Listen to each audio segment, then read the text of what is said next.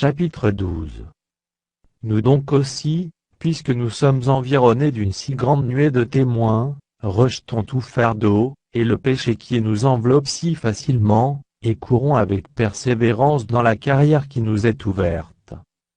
Ayant les regards sur Jésus, le chef et le consommateur de la foi, qui, en vue de la joie qui lui était réservée, a souffert la croix, méprisé l'ignominie, et s'est assis à la droite du trône de Dieu. Considérez, en effet, celui qui a supporté contre sa personne une telle opposition de la part des pécheurs, afin que vous ne vous lassiez point, l'âme découragée. Vous n'avez pas encore résisté jusqu'au sang, en luttant contre le péché.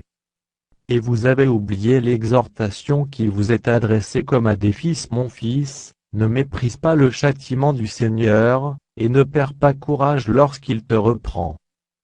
Car le Seigneur châtie celui qu'il aime, et il frappe de la verge tous ceux qu'il reconnaît pour ses fils. Supporter le châtiment, c'est comme des fils que Dieu vous traite. Car quel est le fils qu'un père ne châtie pas? Mais si vous êtes exempts du châtiment auquel tous sont part, vous êtes donc des enfants illégitimes, et non des fils. D'ailleurs, puisque nos pères selon la chair nous ont châtiés, et que nous les avons respectés, ne devons-nous pas à bien plus forte raison, nous soumettre au Père des esprits, pour avoir la vie? Nos pères nous châtiaient pour peu de jours, comme ils le trouvaient bon, mais Dieu nous châtie pour notre bien, afin que nous participions à sa sainteté. Il est vrai que tout châtiment semble d'abord un sujet de tristesse, et non de joie, mais il produit plus tard pour ceux qui ont été ainsi exercés un fruit paisible de justice. Fortifiez donc vos mains languissantes et vos genoux affaiblis. Et suivez avec vos pieds des voies droites, afin que ce qui est boiteux ne dévie pas, mais plutôt se raffermisse. Recherchez la paix avec tous, et la sanctification, sans laquelle personne ne verra le Seigneur. Veillez à ce que nul ne se prive de la grâce de Dieu, à ce qu'aucune racine d'amertume, poussant des rejetons, ne produise du trouble, et que plusieurs n'en soient infectés. À ce qu'il n'y ait ni impudique, ni profane comme eux accent aigu sautréma, qui pour un mévendit son droit d'aînesse.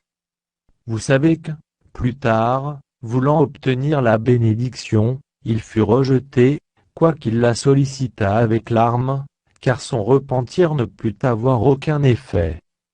Vous ne vous êtes pas approché d'une montagne qu'on pouvait toucher, et qui était embrasée par le feu, ni de la nuée, ni des ténèbres, ni de la tempête, ni du retentissement de la trompette, ni du bruit des paroles, tels que ceux qui l'entendirent demandèrent, qu'il ne leur en fût adressé aucune de plus.